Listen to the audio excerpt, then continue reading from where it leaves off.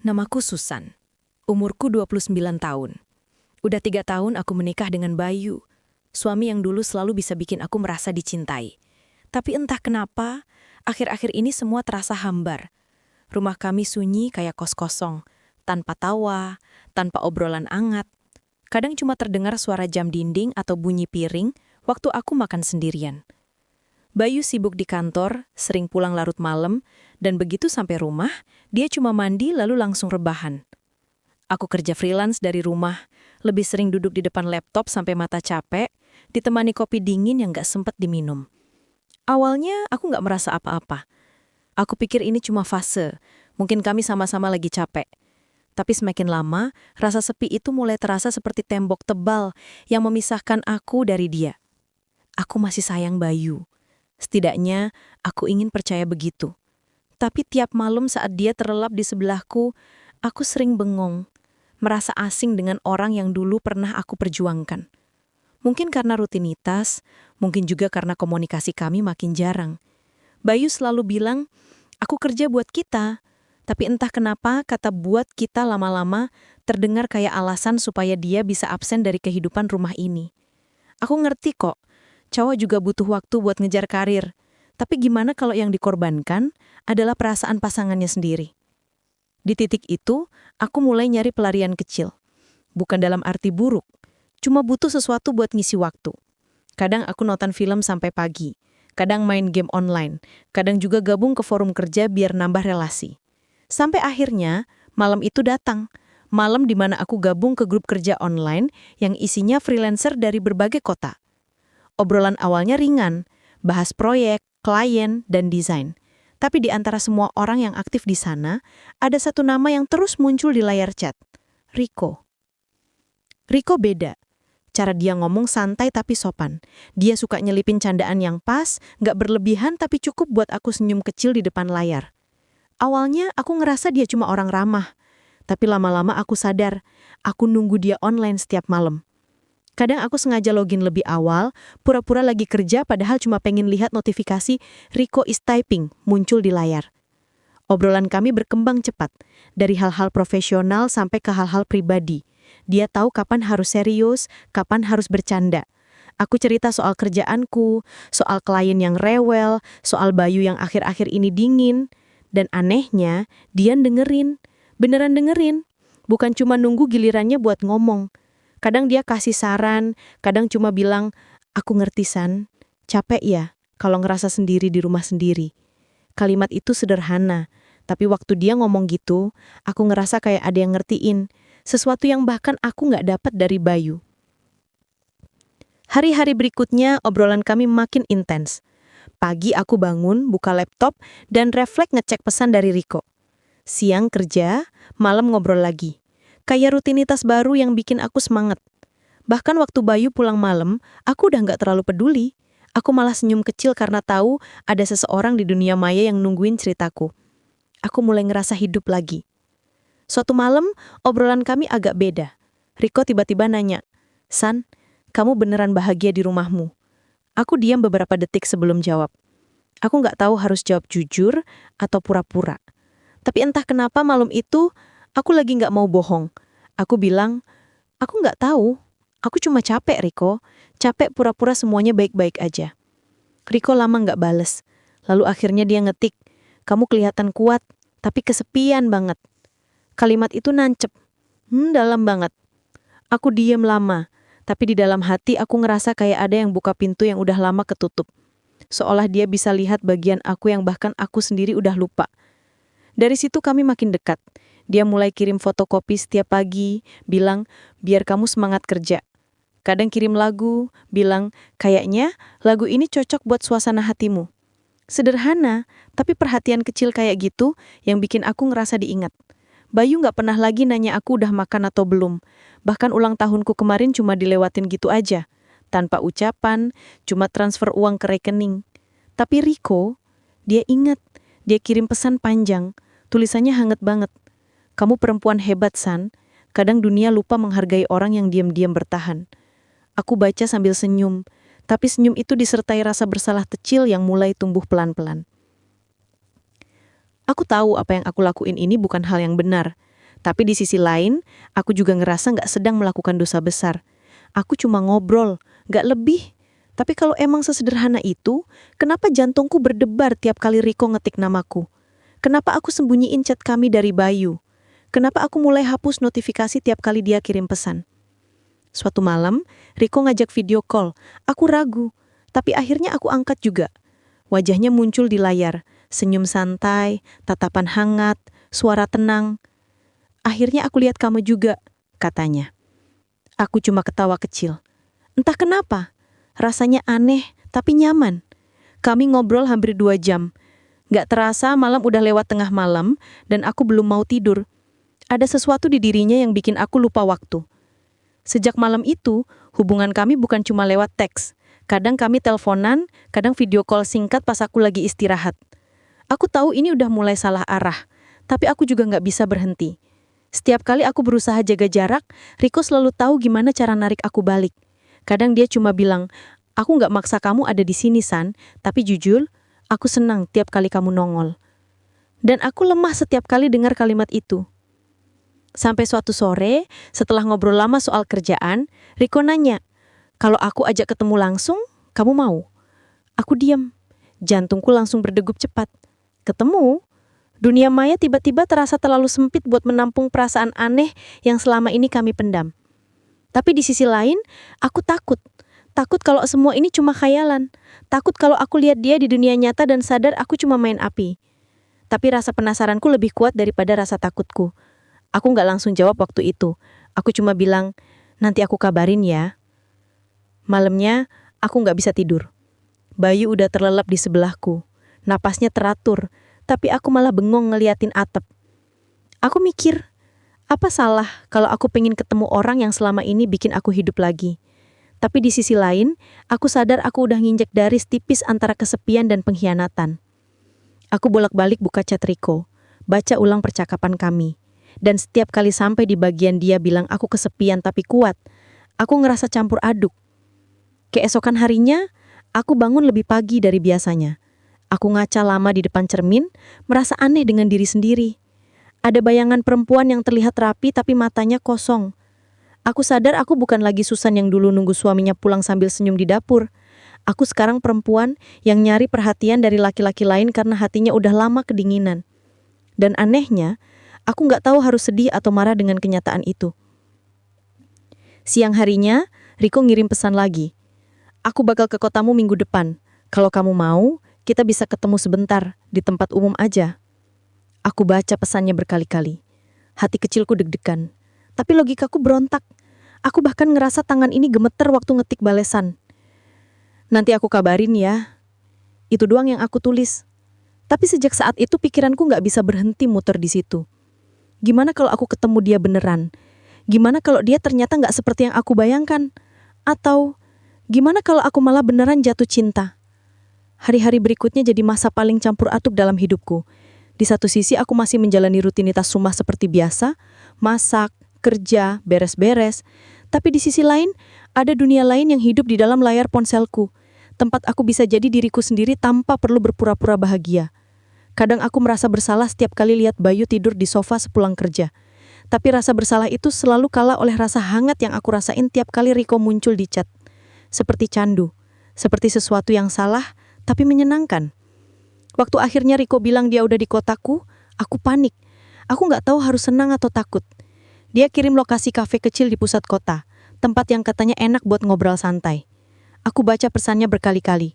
Malam itu aku duduk di meja makan sendirian, nunduk lama sambil mainin sendok. Bayu pulang larut, dan tanpa lihat aku, dia langsung naik ke kamar. Aku cuma bisa senyum pahit. Dalam hati aku tahu, kalau aku pergi besok, mungkin itu langkah pertama menuju sesuatu yang nggak bisa lagi aku tarik mundur. Pagi berikutnya udara terasa beda. Aku mandi, pilih baju yang biasanya cuma aku pakai buat keluar bareng teman, bukan buat kerja di rumah. Aku lihat diri sendiri di kaca, merasa aneh karena udah lama gak berdandan serapi itu. Mungkin kalau Bayu lihat dia bakal heran, tapi aku gak peduli. Aku bilang ke dia lewat pesan, aku keluar sebentar, ada meeting sama klien. Dia cuma balas singkat, oke, hati-hati. Aku senyum tipis, tapi di dalam hati aku tahu, kalau hari ini aku bakal melewati batas yang selama ini aku jaga. Sepanjang jalan menuju kafe itu, tanganku dingin. Aku ngerasa kayak remaja yang mau kencan pertama. Mobil-mobil lalu lalang tapi pikiranku kosong. Setiap detik terasa lambat. Aku bahkan sempat berpikir buat puter balik. Tapi begitu sampai di depan kafe, aku lihat seseorang duduk di pojokan dengan kemeja biru muda dan senyum kecil yang familiar dari layar ponsel. Riko. Aku berdiri di depan pintu, diam lama sebelum akhirnya melangkah masuk. Hati ini berdebar gila-gilaan. Dia lihat aku, berdiri dan melambaikan tangan kecil. Saat kami saling menyapa, aku sadar. Semua obrolan malam-malam kami, semua tawa, semua keluhan, sekarang ada di depan mataku, dalam wujud nyata. Dan di situ aku juga sadar bahwa kadang dosa nggak datang dalam bentuk besar yang menakutkan. Kadang dosa itu datang pelan-pelan dalam bentuk seseorang yang membuatmu hidup kembali. Aku masih ingat jelas aroma kopi sore itu. Campuran pahit dan manis yang nyampur dengan suara hujan tipis di luar jendela. Kafe kecil di Rawamangun itu nggak terlalu ramai. Cuma ada beberapa pengunjung yang sibuk sama laptop dan obrolan pelan. Riko duduk di pojok, nunggu aku sambil mainin sendok kecil di gelasnya. Dia senyum waktu aku datang. Senyum yang anehnya bisa bikin degupan jantungku nggak karuan. Aku datang dengan alasan meeting kerja. Alasan yang terdengar aman buat Bayu, karena dia nggak akan pernah nanya detailnya. Dia percaya penuh padaku. Atau mungkin dia udah terlalu lelah buat curiga. Riko berdiri, nyodorin kursi. Akhirnya ketemu juga ya. Kamu lebih manis dari yang di video call, katanya pelan. Setengah bercanda tapi tatapannya serius. Aku cuma senyum, pura-pura santai, padahal tangan dingin. Aku duduk, pesan kopi latte, dan mencoba kelihatan biasa. Tapi dalam hati aku tahu, gak ada yang biasa dari pertemuan ini. Kami ngobrol panjang, soal kerja, kehidupan, dan hal-hal kecil yang ternyata bisa terasa dalam kalau dibagi dengan orang yang ngerti. Dia lebih muda 2 tahun dariku, tapi gak kelihatan. Sikapnya tenang, matanya selalu fokus waktu aku bicara, dan setiap kalimatnya punya nada yang bikin aku ngerasa dihargai. Berbeda banget sama Bayu, yang akhir-akhir ini sibuk dengan dunia kerjanya sendiri. Seolah aku cuma bagian dari rumah yang gak perlu diperhatikan. Di hadapan Riko, aku bukan istri yang menunggu, tapi perempuan yang didengarkan. Dan itu candu. Sejak hari itu, kami sering ketemu.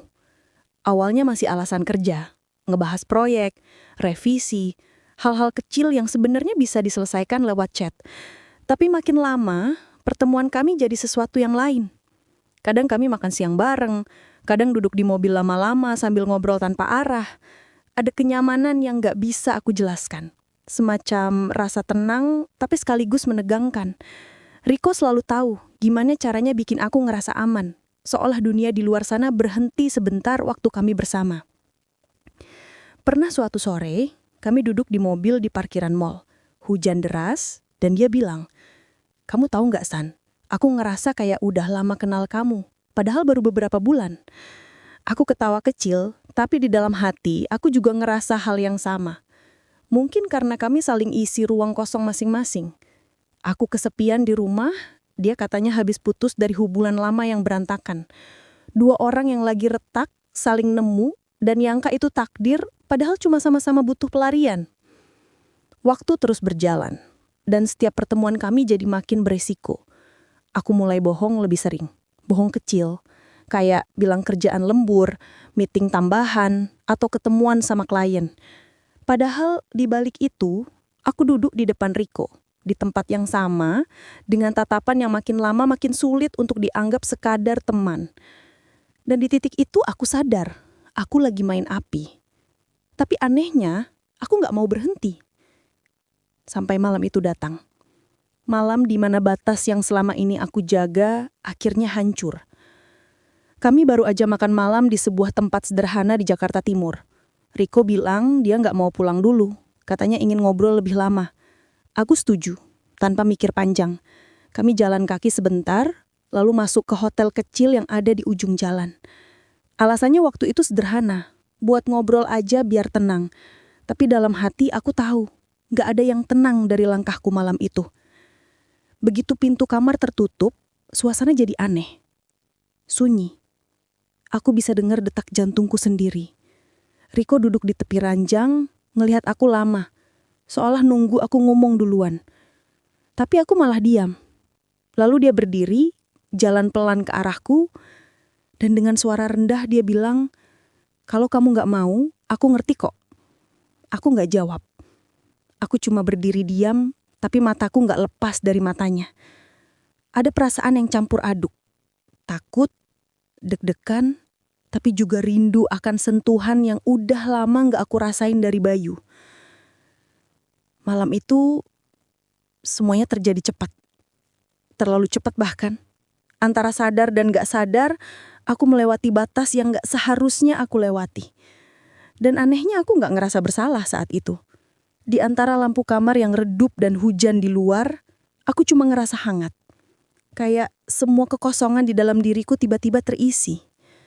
Riko melingkarkan lengannya ke pundakku dan di sela napasnya dia bilang, "Aku bakal jagain kamu, San. Kamu gak akan ngerasa sendirian lagi." Kalimat itu terdengar begitu tulus, sampai aku percaya. Besok pagi aku bangun lebih dulu. Riko masih tidur. Dan aku duduk di tepi ranjang sambil melamun. Di meja ada 2 cangkir kopi yang udah dingin, sisa dari pesanan semalam. 1 buatku, 1 buat dia. 2 cangkir itu seperti 2 rahasia. Yang satu aku simpan dari suamiku, dan yang satu mungkin dia simpan dari dunia luar. Aku tahu mulai dari hari itu, hidupku gak akan sama lagi. Aku keluar dari hotel dengan hati berdebar, bukan karena bahagia, tapi karena sadar aku udah melakukan sesuatu yang gak bisa dihapus. Bayu gak curiga sama sekali. Dia masih sibuk seperti biasa, gak banyak bicara. Seolah aku cuma bagian dari rutinitasnya saja. Tapi aku mulai lihat dia dengan cara yang berbeda. Dulu aku menganggap dia suami yang sabar dan stabil.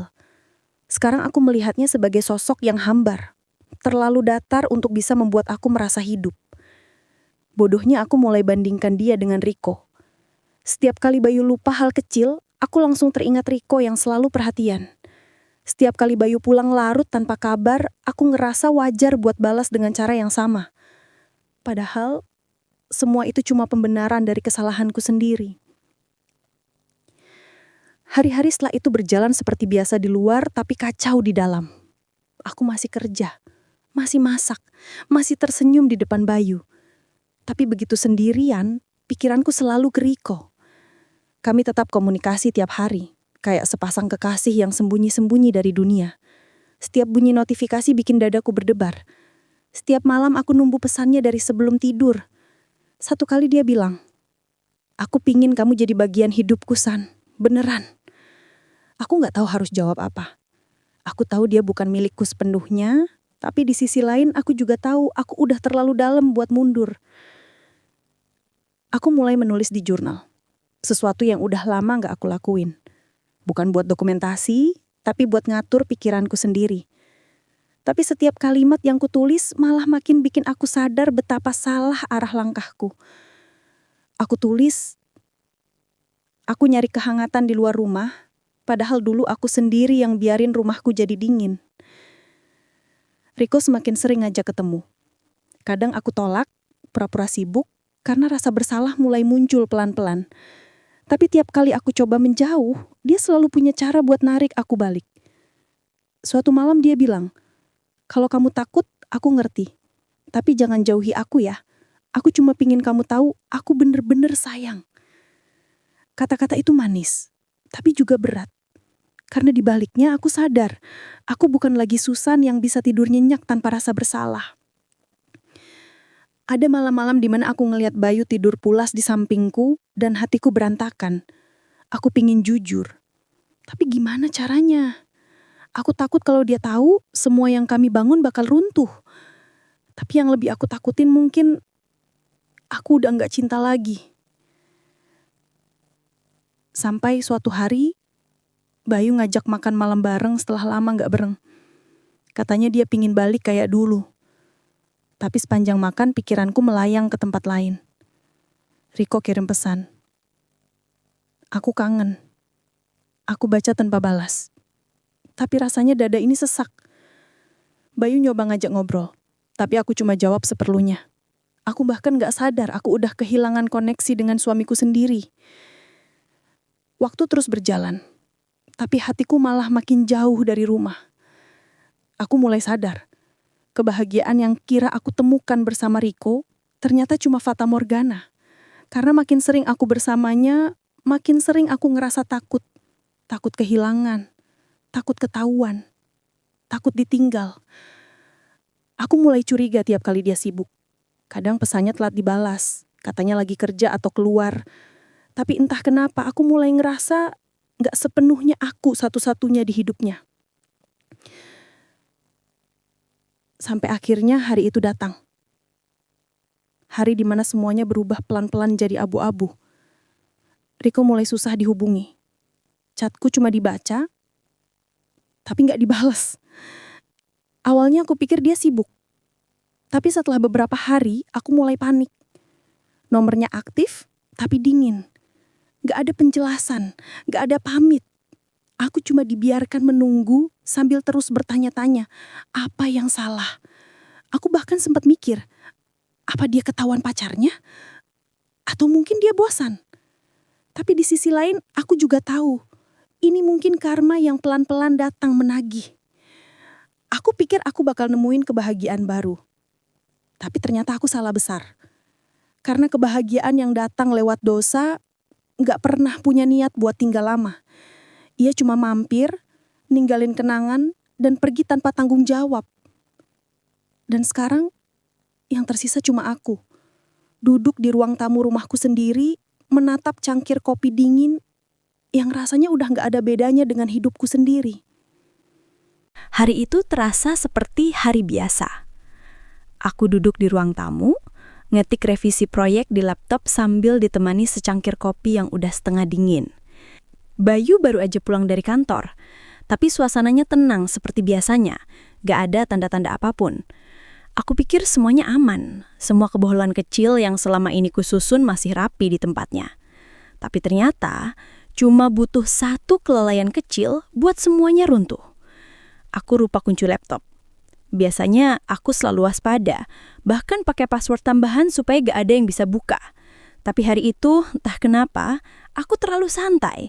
Mungkin karena ngerasa Bayu gak akan pernah peduli urusan kerjaanku.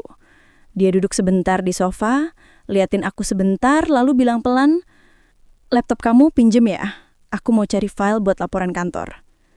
Aku cuma angguk, gak curiga sama sekali. Lalu ke dapur buat nyuci gelas. Beberapa menit kemudian, waktu aku balik, suasana ruang tamu berubah drastis. Bayu duduk di sofa dengan wajah datar. Laptopku terbuka di pangkuannya.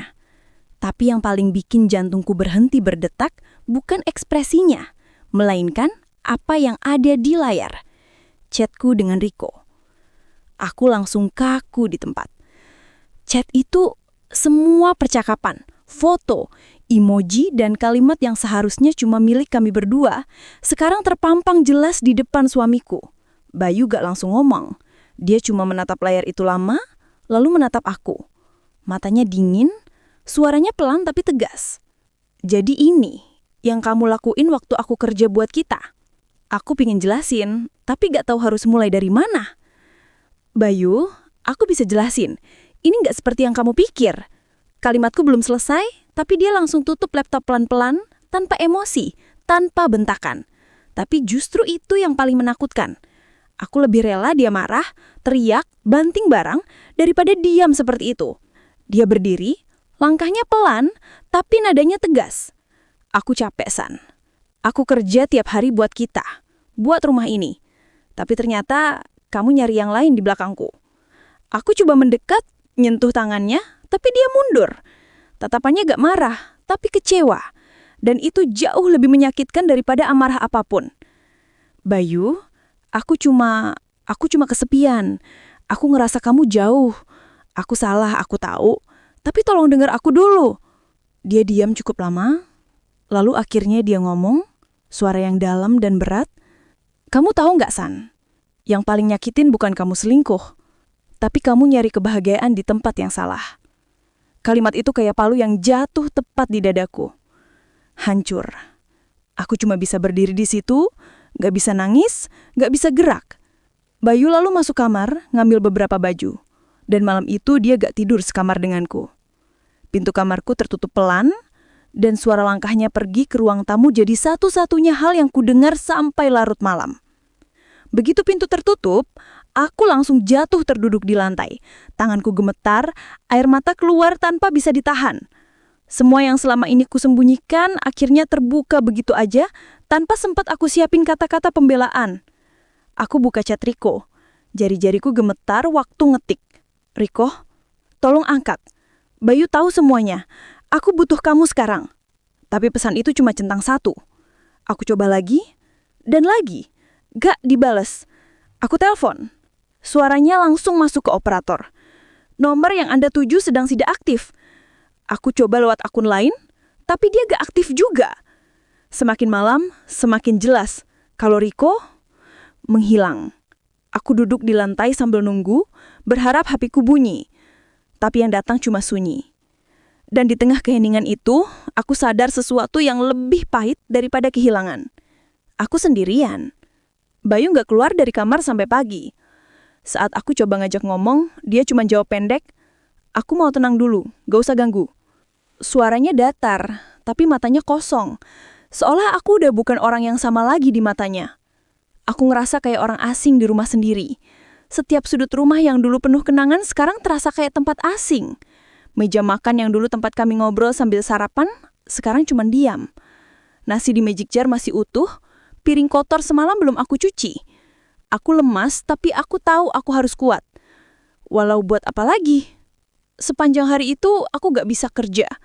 Aku cuma duduk di depan laptop yang udah aku tutup rapat. Ngerasa malu sama benda itu sendiri. Semua rahasia, semua kebohongan tersimpan di sana. Aku pingin hapus semuanya. Tapi untuk apa? Bayu udah tahu. Dunia kecil yang kubangun dengan kebohongan udah hancur. Sore harinya Bayu keluar kamar.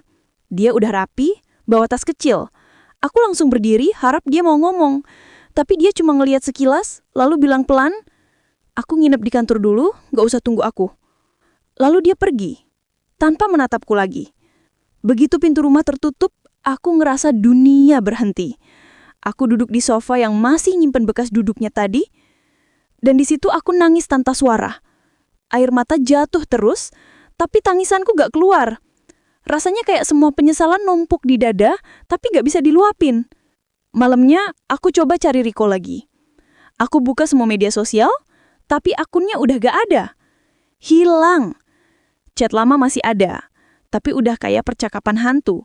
Aku scroll dari awal, dari pesan pertama yang ringan, sampai kata-kata manis terakhir yang dia kirim. "Aku bakal jagain kamu, San." Kalimat itu sekarang terasa seperti lejukan kejam. Aku sadar, aku bukan cuma kehilangan suami, tapi juga kehilangan seseorang yang sebenarnya gak pernah milikku.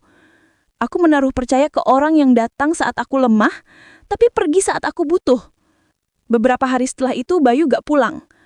Aku coba hubungi, tapi pesanku cuma dibaca. Aku tahu, dia lagi mikir. Mungkin juga lagi mempertimbangkan apakah hubungan kami masih pantas diselamatkan atau enggak. Aku pingin minta maaf, tapi apapun yang kukatakan sekarang pasti terdengar seperti alasan. Aku bahkan sempat ke tempat kerja Riko, pura-pura ngirim dokumen proyek. Tapi orang kantor bilang, dia udah resign seminggu yang lalu. Katanya pindah keluar kota, gak ninggalin kontak apa-apa. Dunia benar-benar lucu. Waktu aku butuh dia hilang tanpa jejak.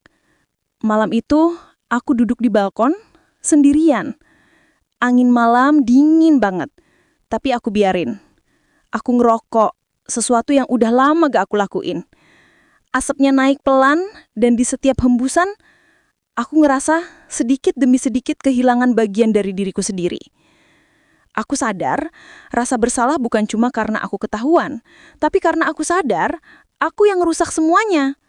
Bayu mungkin masih di luar sana, tapi entah apakah dia bakal balik. Aku tahu rasa percaya yang hancur gak bisa diperbaiki semudah minta maaf. Dan Riko mungkin gak akan pernah muncul lagi.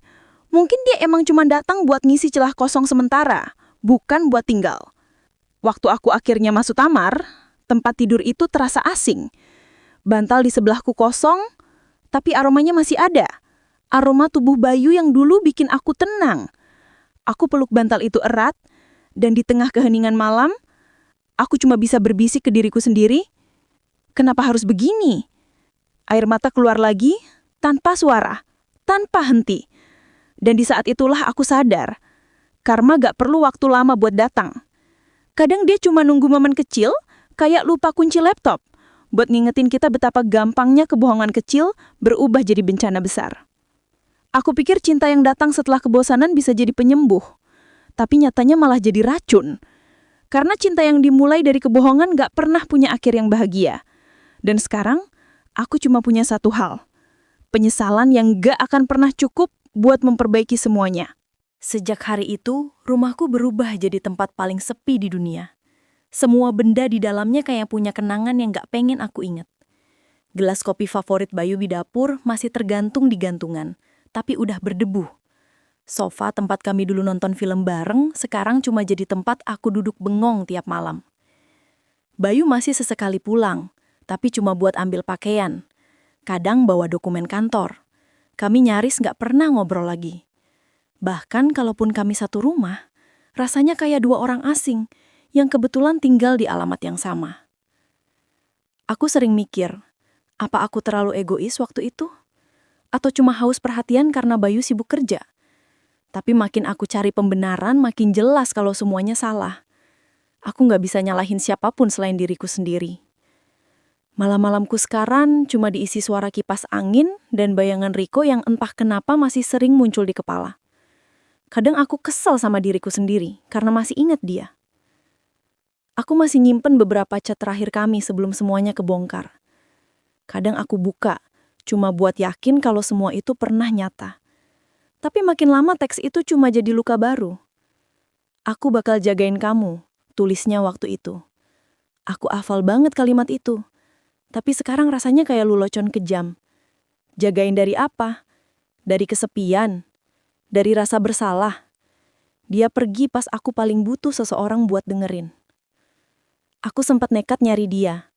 Aku DM beberapa orang di grup kerja yang dulu, nanya kabar Riko, pura-pura kalau aku cuma penasaran soal proyek yang belum kelar. Tapi dari mereka, jawabannya sama. Riko pindah. Katanya mau mulai hidup baru di luar kota, gak bilang ke siapapun. Ada yang bilang dia pindah ke Semarang. Ada yang bilang ke Bali. Gak ada yang pasti. Seakan dia sengaja ngilang biar gak bisa aku temuin. Beberapa hari kemudian, aku dapat paket kecil di depan rumah. Gak ada nama pengirim. Isinya cuma satu cangkir kopi sama secari kertas kecil bertuliskan maaf. Tulisan tangannya mirip Riko. Aku cuma bisa duduk di lantai waktu lihat itu. Bingung harus marah, nangis, atau lega. Tapi di saat yang sama, aku juga sadar.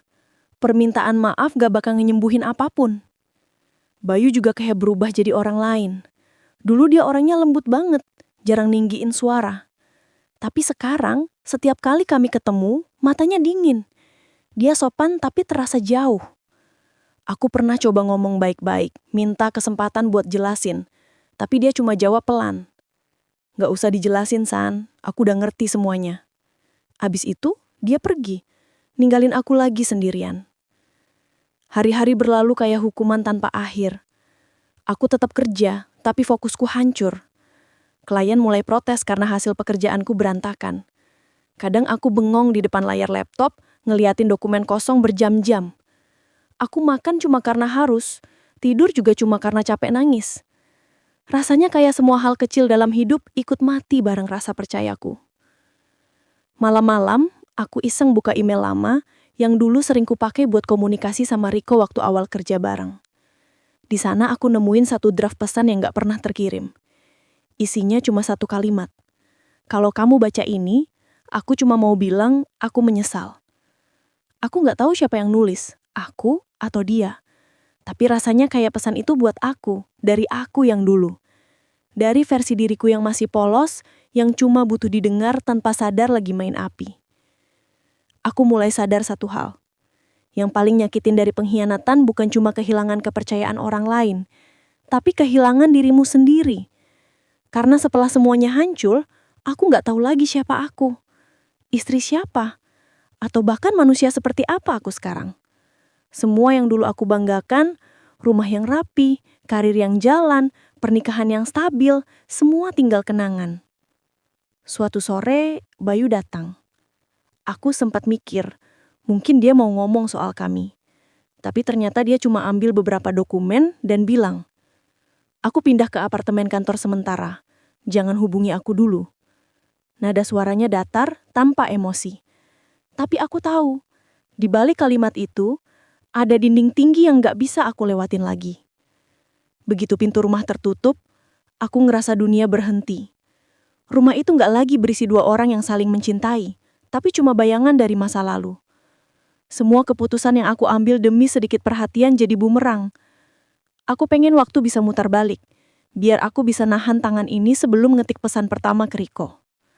Tapi hidup gak semurah itu. Aku coba cari makna dari semua yang udah kejadian. Mungkin Tuhan pengen ngasih pelajaran lewat cara paling keras. Mungkin juga ini konsekuensi yang harus aku tanggung. Karena sesuatu yang datang lewat dosa gak akan pernah punya akhir yang tenang. Aku pikir cinta bisa menutupi kesalahan. Ternyata justru kesalahan itu yang hancurin cinta itu sendiri. Beberapa bulan berlalu, aku mulai jarang buka media sosial. Gak lagi ikut grup kerja manapun. Aku lebih banyak di rumah, beresin hal-hal kecil yang dulu gak sempat aku sentuh. Kadang aku nemuin barang milik Bayu. Dasi, kemeja, jam tangan, dan aku simpan semuanya rapi di lemari.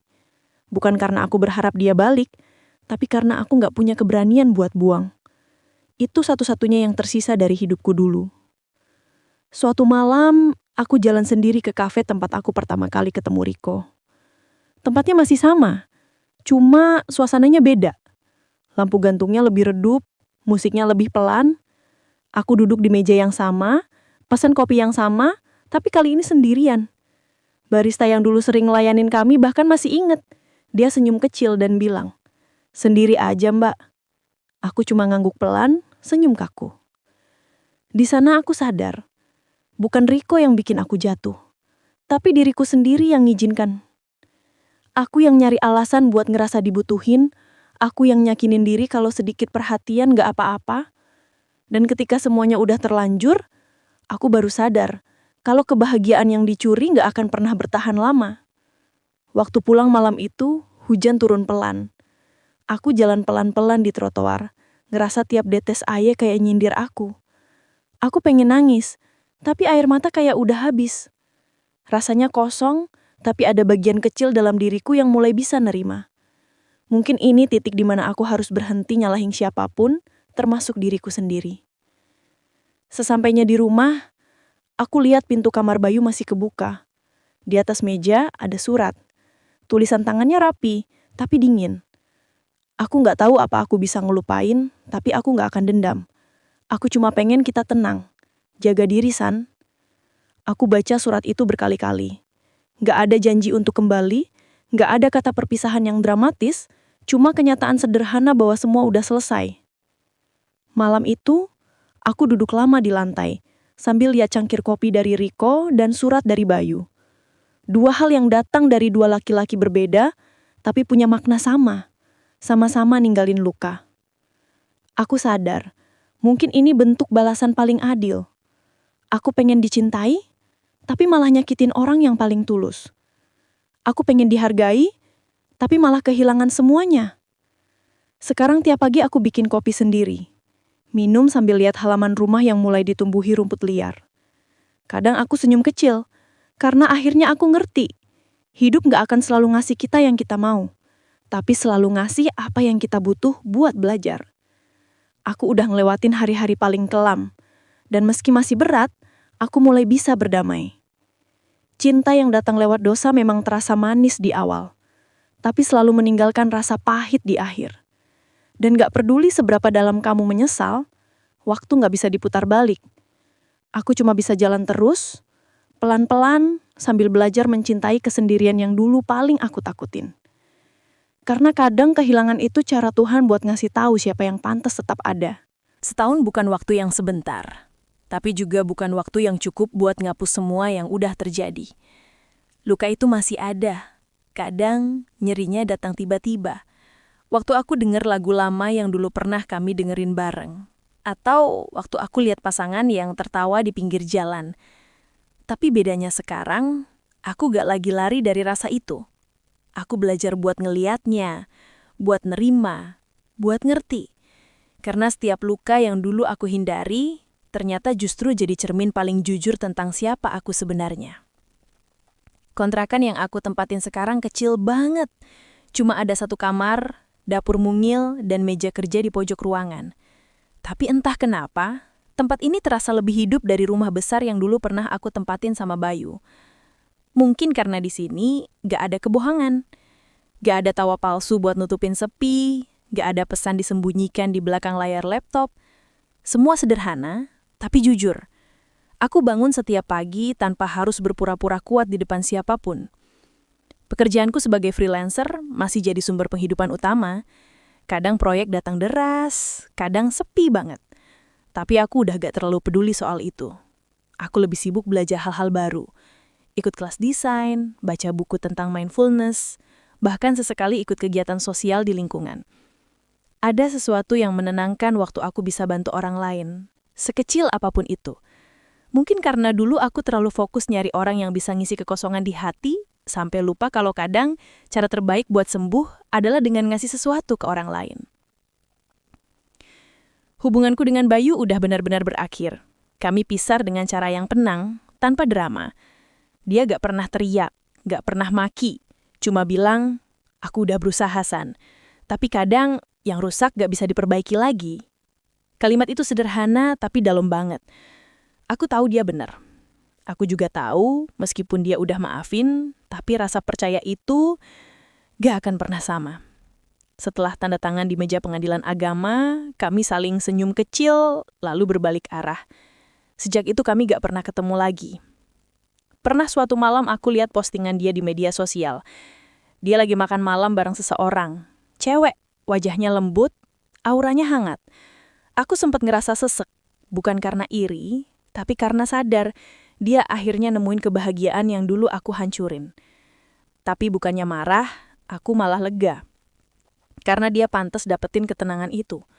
Aku cuma berharap kali ini dia gak harus lagi ngerasa sendirian di rumah yang dulu pernah kami isi bareng. Tentang Riko, aku gak pernah dengar kabarnya lagi. Setelah pesan maaf itu, seolah dia beneran lenyap. Kadang aku mikir mungkin dia juga ngerasa bersalah, atau mungkin dia memang gak peduli sama sekali. Tapi jujur, aku gak butuh penjelasan apapun. Kalaupun suatu hari kami ketemu lagi, aku gak mau nanya kenapa kamu pergi. Karena aku udah tahu jawabannya. Orang yang datang lewat celah kesepian, gak akan pernah punya niat buat tinggal lama. Ada malam-malam di mana aku masih ngerasa hampa. Tapi kali ini, aku gak nyari siapapun buat ngisi ruang itu. Aku cuma nyalain lilin kecil di meja, bikin teh hangat, dan duduk sambil nulis di buku catatan. Isinya bukan curhatan tentang masa lalu, tapi hal-hal kecil yang aku syukuri hari itu. Udara pagi yang segar, klien yang ramah, tetangga yang ngasih sayur, atau sekedar bisa tidur nyenyak tanpa mimpi buruk. Dari situ aku pelan-pelan belajar kalau kebahagiaan gak perlu dicari jauh-jauh. Dia ada di hal-hal sederhana, asal kita mau ngeliatnya. Suatu sore, aku ketemu teman lama dari grup kerja online. Namanya Vina. Dulu kami lumayan dekat, tapi setelah semua kejadian itu, aku menjauh dari semua orang. Vina ngajak ngopi. Dan di pertemuan itu dia sempat bilang pelan. Waktu itu, aku tahu, San. Tapi aku bak tega ngomong. Kamu kelihatan butuh didengerin. Aku cuma bisa senyum getir. Ternyata selama ini ada orang yang lihat aku jatuh tapi milih diam. Bukan karena gak peduli, tapi karena tahu aku gak akan siap dengar kebenaran. Dan sekarang aku malah berterima kasih. Karena kalaupun dulu aku disadarkan lebih cepat, mungkin aku tetap gak akan belajar. Setiap orang punya masa di mana dia harus jatuh supaya ngerti arti berdiri. Dan aku baru bisa ngerti sekarang. Luka yang dulu aku anggap kutukan ternyata jadi guru terbaik. Dia ngajarin aku buat gak gampang percaya sama kata-kata manis, buat lebih menghargai waktu bareng orang yang tulus. Dan yang paling penting, buat gak lari dari kesepian. Karena kesepian itu bukan musuh, tapi alarm bahwa ada bagian dalam dirimu yang minta diperhatikan. Aku pernah baca satu kutipan di buku.